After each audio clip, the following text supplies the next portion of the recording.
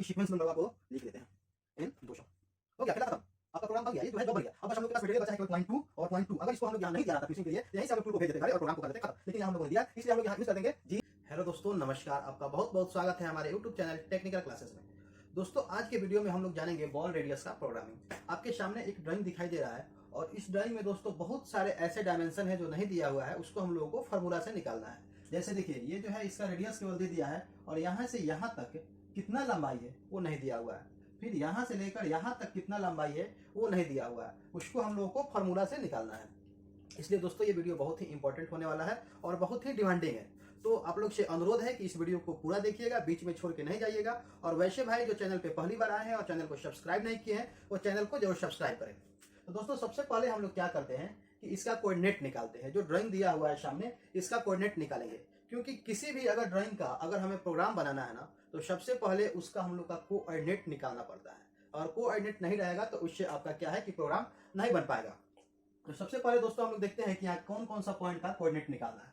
ठीक है, तो यहाँ हम लोग का जो टूल चलेगा ना, यहाँ से चलना स्टार्ट करेगा और ये एक कोऑर्डिनेट होगा, उसके बाद एक ये होगा दूसरा कोऑर्डिनेट, और उसके बाद ये होगा एक तीसरा कोऑर्डिनेट, ये होगा चौथा, ये होगा पांचवा, और यहाँ पे एक कोऑर्डिनेट होगा दोस्तों छठा। ठीक है, तो सबसे पहले हम लोग क्या करते हैं कि एक टेबल बनाते हैं 1 से 6 नंबर के लिए। ठीक है, और उसमें हम लोग क्या करते हैं कि एक साइड में x लिखते हैं और एक साइड में z लिखते हैं, और इधर कोऑर्डिनेट का जो संख्या है उसको हम लोग 1 से लेकर 6 तक लिख दिए। अब दोस्तों हम लोग देखिए कोऑर्डिनेट निकालेंगे। ये जो बिंदु है आपका 1, इसका जो z एक्सिस है वो 0 होगा और x एक्सिस भी 0 होगा, क्योंकि ये जो है ना आपका सेंटर पॉइंट है। ये जो है आप देख रहे हैं, ये जो है ये थोड़ा सा तिरछा हो गया, ये जो है आपका सेंटर पॉइंट है और सेंटर पॉइंट पे x का जो कोऑर्डिनेट होता है वो 0 होता है। ठीक है, और ये जो है आपका एकदम स्टार्टिंग पॉइंट है, इसलिए z भी यहाँ पे 0 हो गया। ठीक है, यहाँ कोई दिक्कत नहीं है। अब पहुंचते हैं हम लोग दोस्तों 2 नंबर पे। तो 2 नंबर देखिए, ये जो एक सर्कल है और इसका जो आपका त्रिज्या है यानी कि रेडियस है वो r है। तो यहां से लेकर मान लीजिए यहाँ अगर इसका केंद्र बिंदु है तो यहां से लेकर यहां तक का जो डिस्टेंस होगा वो इसके बराबर होगा 30, और इधर भी 30 और इधर भी 30, यानी कि इसका जो डाया हो जाएगा, किसी भी सर्कल का जो डाया होता है ना वो रेडियस से डबल होता है। यहाँ x का जो वैल्यू हो जाएगा वो 60 mm हो गया। ठीक है, अब देखते हैं z का। तो दोस्तों ये जो z है यहाँ से यहाँ तक का, यही ना आपका यहाँ z का वैल्यू आएगा, तो ये भी तो एक रेडियस ही है, यानी कि यहाँ हो गया -30.0, यानी z हो गया आपका -30.0 और x हो गया 60.0। अब आते हैं नेक्स्ट कोऑर्डिनेट 3 नंबर पे। यहाँ दोस्तों आपको समझने की विशेष जरूरत है। ठीक है, अब देखिए यहाँ ये तो आपका ओडी दिया है 40 और ये जो है इसके एकदम सीधा है, यानी कि x तो आपका हो गया 40.0, लेकिन अब देखिए z, ये जो है आपका ये ऐसे ऐसे ये आएगा, और यहां से लेकर यहां तक का हमको डिस्टेंस मालूम नहीं है, क्योंकि ये सर्कल अगर पूरा रहता है यहां तक तो हम लोग इसका जो व्यास है वो लिख देते, लेकिन ये सर्कल आधा से यहां से कट गया है और इसमें एक दूसरा सर्कल बन रहा है 10 mm रेडियस का, तो ये आप पूरा इसको व्यास नहीं ले सकते, इसको हम लोग निकालेंगे फार्मूला से। तो दोस्तों यहां से हम लोग क्या करेंगे, इसके केंद्र तक एक लाइन खींच दिया। ठीक है, और इससे एक रेखा को ये मिला लिया। अब ध्यान से देखिए, यहां पे एक त्रिभुज बन रहा है ना, और ये समकोण त्रिभुज है। अगर इसमें इसका हम लोग लंबाई निकाल लेते हैं तो आपका यहां से यहां तक का लंबाई निकल जाएगा, और ये जब निकल जाएगा तो इसको ऐड कर देंगे तो पूरा ये आपका लंबाई हो जाएगा। तो इसको हम लोग निकालेंगे कैसे। ठीक है, तो दोस्तों ये देखिए एक समकोण त्रिभुज है और ये जो है आपका यहां से यहां तक इस सर्कल का रेडियस है, यानी कि इसका जो वैल्यू है, तो इसको हम लोग क्या करते हैं कि बाहर बनाते हैं इस आकृति को। ठीक है, ऐसे ही है ना, इसका जो वैल्यू है ये इसके रेडियस है, तो ये कितना हो गया 30 mm। अब देखिए ये यहां से लेकर यहां तक का वैल्यू हम लोग को मालूम नहीं है, लेकिन ये जो है यहां से लेकर यहां तक ये हम लोग को मालूम है। कैसे, ये जो है आपका यहां से यहां तक 40 है, तो यहां से यहां तक इक्वल टू यहां से यहां, यानी कि ये 20 mm हो जाएगा। ठीक है, तो ये हो गया 20 और ये हो गया 30, तो ये तो आसानी से निकाल सकते हैं। कैसे, पाइथागोरस प्रमेय से। पाइथागोरस प्रमेय हम लोग जानते हैं क्या होता है दोस्तों, कर्ण स्क्वायर बराबर आधार का स्क्वायर प्लस लंब का स्क्वायर। अब इस आकृति में देखिए, ये जो है आपका कर्ण है, ये लंब है और ये आधार है, यानी कि आधार निकालना है। तो इस फॉर्मूला से हम लोग को आधार इक्वल टू क्या हो जाएगा, रूट अंडर कर्ण स्क्वायर माइनस लंब का स्क्वायर। ठीक है, अब वैल्यू को रखते हैं। कर्ण का कितना है 30, 30 का स्क्वायर माइनस 20 का स्क्वायर इक्वल टू ये हो जाएगा 900 और ये हो गया 400 और जब माइनस करेंगे तो ये हो जाएगा रूट अंडर 500। ठीक है, और 500 का जब हम लोग वर्गमूल निकालेंगे तो दोस्तों आ जाएगा आपका 500 का 22.3। ठीक है, इसको आप लोग कैलकुलेटर से निकाल सकते हैं। रूट अंडर 500 का वैल्यू हो जाएगा 22.3, यानी कि यहाँ से लेकर यहाँ तक का जो वैल्यू हो गया आपका 22.3। तो ये आपका टोटल निकल जाएगा, ये हो गया 30 और ये 22.3 इक्वल टू 52.3। ठीक है, अब दोस्तों हम लोग थोड़ा सा आगे बढ़ते हैं और आगे बढ़ने से पहले इस बोर्ड को हम थोड़ा साफ कर देते हैं ताकि थोड़ा जगह बन जाए। ठीक है, अब देखिए यहाँ तक हम लोग निकल गया। यहाँ से हम लोग आएंगे कहाँ, इस 4 नंबर पे। तो 4 नंबर का दोस्तों x जो है वो तो 40 है, यहाँ भी 40 था, यहाँ भी 40 है, पूरा यहाँ से यहाँ तक 40 है। तो x तो हम लोग 40 लिख दिए, कोई दिक्कत नहीं है। लेकिन अब आएंगे z में, तो यहाँ से यहाँ तक का जो लंबाई है वो हमको मालूम नहीं है, इसको निकालना पड़ेगा स्वयं पाइथागोरस प्रमेय से। तो इसको दोस्तों आप लोग समझिए। ठीक है, यहाँ से यहाँ तक का जो डिस्टेंस दिया है 4 mm दिया है। अगर हम लोग ये डिस्टेंस निकाल दें तो यहाँ का डिस्टेंस निकल जाएगा। अब यहाँ देखिए, यहाँ से हम लोग क्या करेंगे, इसका जो त्रिज्या r है ना, ये आपको लग रहा है कि ये अर्धगोला है, लेकिन ये अर्धगोला नहीं है। आपको ड्राइंग में ये भी हो सकता है कि ये पूरा गोला है, इसमें से इतना ही काट के यहाँ पे लगा दे। अगर ये आधा होगा, ठीक है, तब तो कोई दिक्कत नहीं है, इसका जो व्यास है हम लोग यहाँ लंबाई लिख देंगे। लेकिन मान लीजिए छोटा सा टुकड़ा अगर काट के यहाँ रख दें तो वहां आप लोग फंस जाएंगे, इसलिए यहाँ समझने का जरूरत है। ठीक है, अब देखिए इसको क्या करेंगे, यहाँ त्रिज्या मान के और एक ऐसी रेखा खींच देंगे। ठीक है, और इसको क्या करेंगे, यहाँ पे इसको यहाँ पे मिला देंगे। ठीक है, तो इसमें हमको क्या करना है कि यहाँ से यहाँ तक का डिस्टेंस निकालना है। तो इसको दोस्तों हम लोग समझने के लिए क्या करते हैं, इस सर्कल को हम लोग बाहर यहाँ ड्रॉ करते हैं। ठीक है, सर्कल थोड़ा टेढ़ा मेरा हो गया, आप लोग एडजस्ट कीजिएगा। ठीक है, और इसको हम लोग क्या करते हैं, 4 भाग में बांट देते हैं। ठीक है, देखिए दोस्तों अगर ये यहाँ पे अर्धगोला रहता तब तो कोई दिक्कत नहीं है, जितना इसका व्यास है उतना लंबाई हो जाता। लेकिन मान लीजिए अगर ये कोई सर्कल है, इसमें से इतना काट के यहाँ रख दे तो वहां तो आपको निकालने का जरूरत पड़ेगा ना, इसलिए आप लोग इसको अच्छा से समझिए। क्योंकि जब आपको ड्राइंग मिले और उसमें डायमेंशन ना हो, या इंटरव्यू में अगर आपको ड्राइंग दिखाकर डायमेंशन पूछा जाए तो वहां आप मेजर कर सके। ठीक है, अब देखिए हम लोग क्या करेंगे, ये हम लोग क्या करिए, एक सर्कल यहाँ खींचे थे। अब इसमें क्या करेंगे, इसको 4 भाग में बांट दिए। अब यहाँ से यहाँ तक का जो डिस्टेंस दिया है वो 4 mm है, तो ये 4 mm का एक यहाँ मान लीजिए काट लिया, यहाँ से यहाँ तक का जो है ये 4 mm है, ये जो है 4 mm है, इसको ध्यान से समझिएगा। और ये जो आएगा दोस्तों, ये तो 10 mm आएगा, क्योंकि इस सर्कल का जो पूरा रेडियस है वो 10 है। तो यहाँ से यहाँ तक यानी कि इसका जो लंबाई है, इसको हम लोग दूसरा कलर से लिखते हैं ताकि आपको समझ में आए। ये जो है ये 10 है और ये जो है 4 है, तो ये कितना बचा 6 mm। अब इसको दोस्तों हम लोग क्या करेंगे कि इस बिंदु पे यहाँ मिला दिए, तो ये कितना आएगा, केंद्र से जाने वाली कोई भी रेखा अगर वृत्त के परिधि पे मिलता है ना तो वो त्रिज्या ही कहलाता है, वो रेडियस ही कहलाता है, और इसका वैल्यू हो जाएगा 10। अब इसको हम लोग इसमें समझते हैं, इस फिगर में मान लीजिए यहाँ ये है और इसको ऐसे मिला दिए हैं और इसको ऐसे खींच दिए हैं।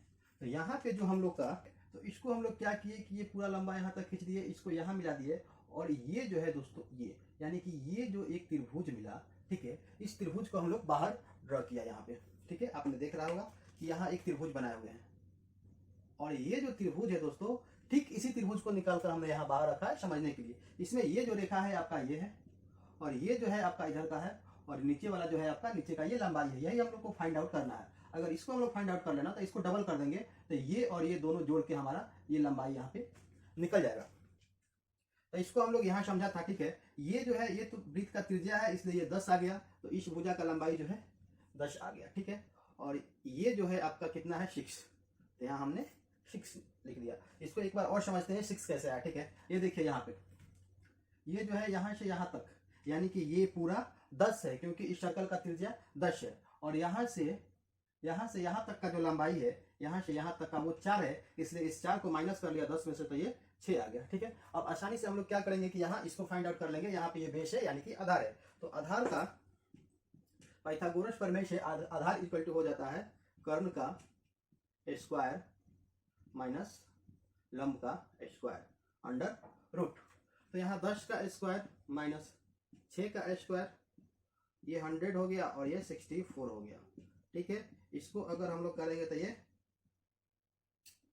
दोस्तों आपका 36 हो गया, और माइनस करेंगे तो 64 आ गया, और 64 को जब हम लोग अंडर रूट करेंगे ना तो 8 आ जाएगा। यानी कि यहाँ से यहाँ तक का जो लंबाई हमें मिला वो 8 mm मिला। ये जो मिला हमको 8 mm मिला, तो ये भी 8 होगा और ये भी 8 होगा, और यहाँ से यहाँ तक का लंबाई जो है 16 हो गया आसानी से। तो ये जो है आपका दोस्तों ये 16 हो गया। ठीक है, ये यहाँ पे बहुत लोग फंस जाते हैं, इसलिए इसको आपको अच्छा से समझना है, और इंटरव्यू में इसको बार बार आपका क्वेश्चन जो है पूछा जाता है।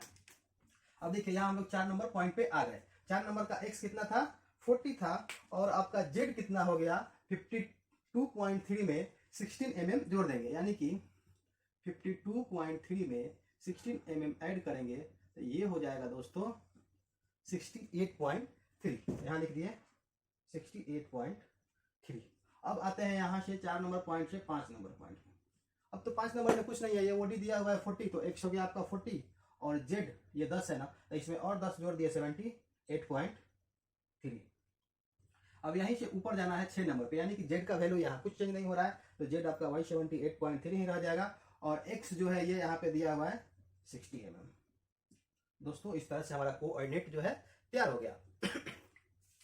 अगर आप बॉल रेडियस प्रोग्राम का कोऑर्डिनेट निकालिए, यानी कि आपका 60% काम हो गया। अब बस आपको प्रोग्राम में फॉर्मेट को समझना है, और फॉर्मेट अच्छा से समझ गए तो समझिए 90% का काम हो गया, और वैल्यू फॉर्मेट में अच्छा से रख लिए तो आपका 100% काम हो गया। तो दोस्तों हम लोग चलते हैं अब डायरेक्ट प्रोग्राम पे, और इसका प्रोग्राम में स्टेप बाय स्टेप प्रत्येक कोड का मतलब समझते चलेंगे, समय को बर्बाद नहीं करेंगे। ठीक है, हम लोग जानते हैं कि कोई भी प्रोग्राम बनाने के लिए हम लोग क्या करते हैं कि सबसे पहले एक प्रोग्राम नंबर देते हैं, और वो जो नंबर होता है ना वो से स्टार्ट करते हैं। ठीक है, वो के बाद कोई भी अपना डिजिट लिख सकते हैं, चाहे अपना डेट ऑफ बर्थ हो, चाहे कुछ भी हो, कुछ भी लिख सकते हैं, 4 अंक का 1 2 3 4 कुछ भी लिख सकते हैं। बस आपको ध्यान ये देना है कि ये नंबर जो है आपकी मशीन में ऑलरेडी किसी प्रोग्राम का नहीं होना चाहिए। अगर ये नंबर आपकी मशीन में है तो आपका मशीन वहां पे एरर देगा, और वहां लिख देगा कि this number is already exist.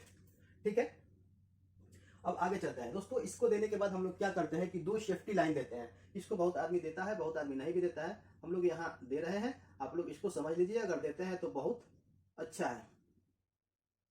80, ठीक है, और G28 U 0.0 W 0.0। ठीक है दोस्तों, G28 मतलब इनपुट इन mm, यानी कि आप प्रोग्राम में जितना भी कोऑर्डिनेट देंगे वो mm में लिखेंगे। उसके बाद है G40। G40 का मतलब होता है tool nose radius compensation tensor. इसके बारे में दोस्तों मैंने 3 पार्ट में 3 वीडियो बनाया है। ये बहुत ही बेसिक चीज है और इसको समझने वाला पॉइंट है। ठीक है, तो अगर आप इसके बारे में नहीं जानते हैं तो प्ले लिस्ट में वीडियो पड़ा हुआ है, उसको आप लोग जाकर देख सकते हैं। उसके बाद है G80। G80 का मतलब होता है कनेक्ट साइकिल इंड। उसके बाद दूसरा लाइन है दोस्तों होम पोजीशन के लिए G28 U 0.0 W 0.0। इसका मतलब ये होता है कि आपका टूल जो है होम पोजीशन पे चला जाता है। अब दोस्तों नेक्स्ट इसके बाद क्या करते हैं, हम लोग सीक्वेंस नंबर देते हैं। तो सीक्वेंस नंबर हम लोग क्या किया, यहाँ N10 दे दिए।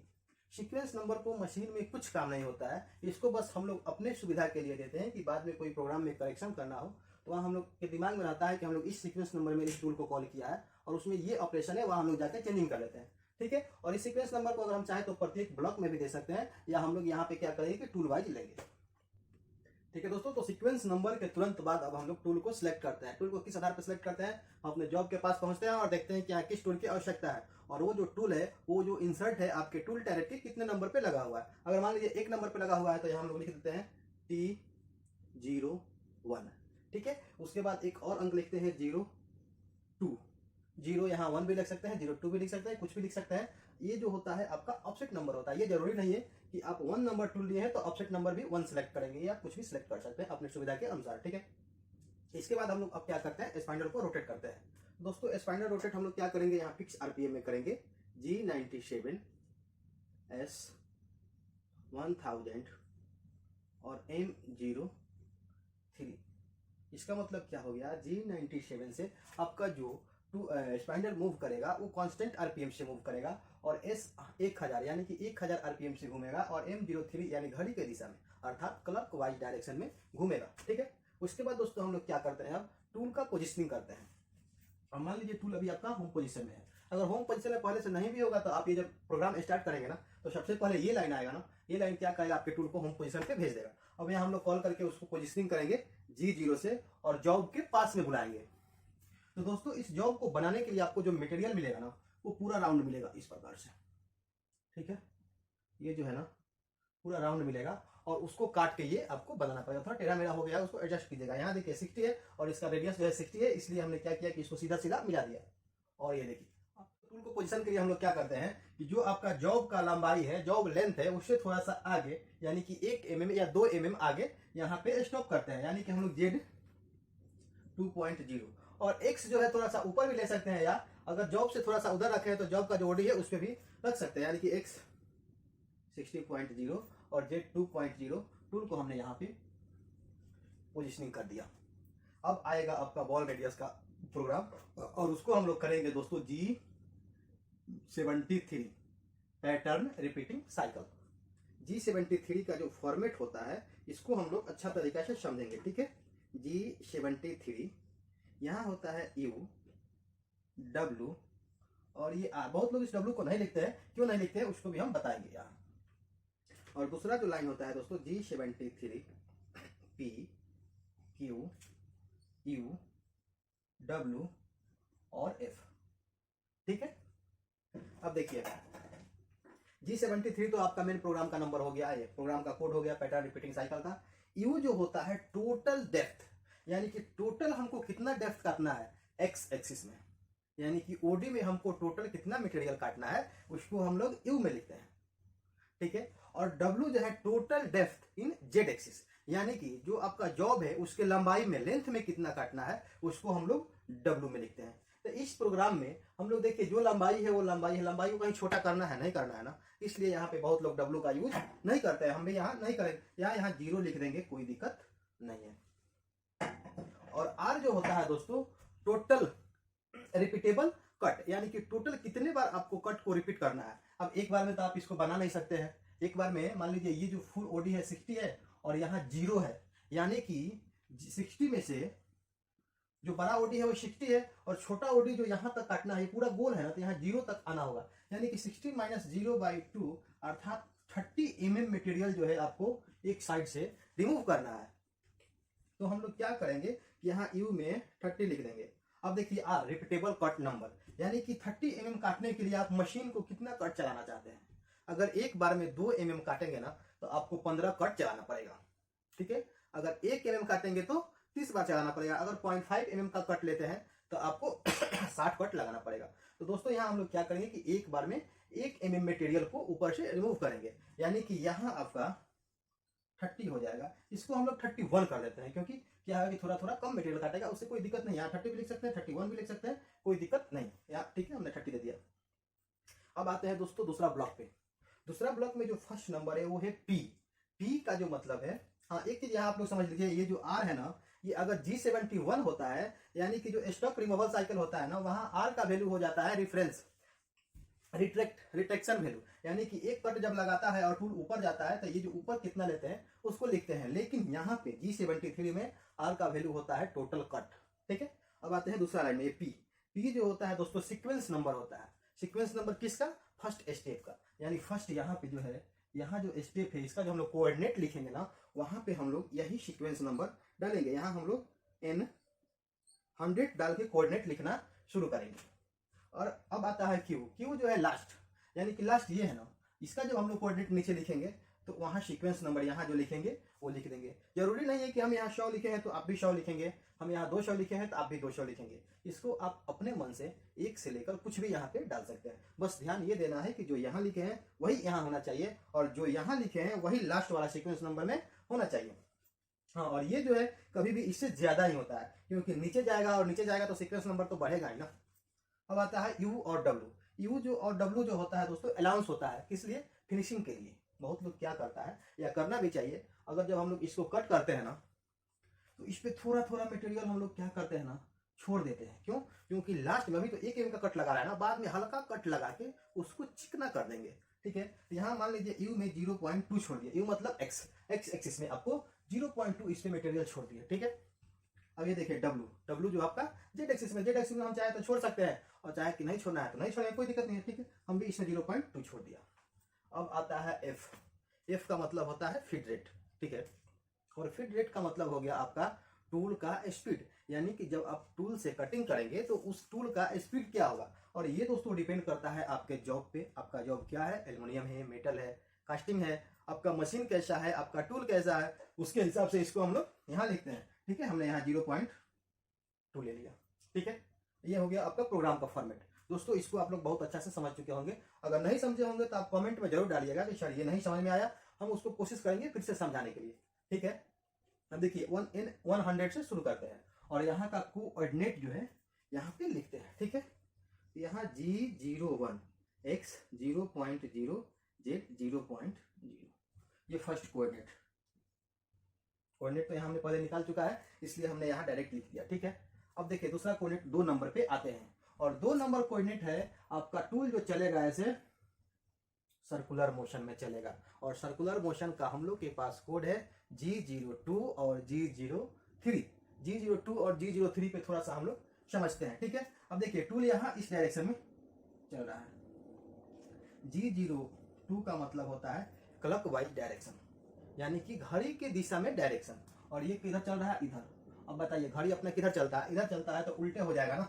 मान लीजिए यहाँ 12 है तो 12 के बाद 9, 8, 7 ऐसे तो नहीं बजता है ना, 12 के बाद 1, 2, 3, 4 ऐसे बजता है, यानी कि इधर चलता है। और ये टूल चल रहा है इधर, ये उल्टा चल रहा है, यहाँ हम लोग G03 का यूज करेंगे। अगर टूल सीधा चलता तो वहाँ हम लोग G02 का यूज करते हैं। तो यहाँ हमने दे दिया G03।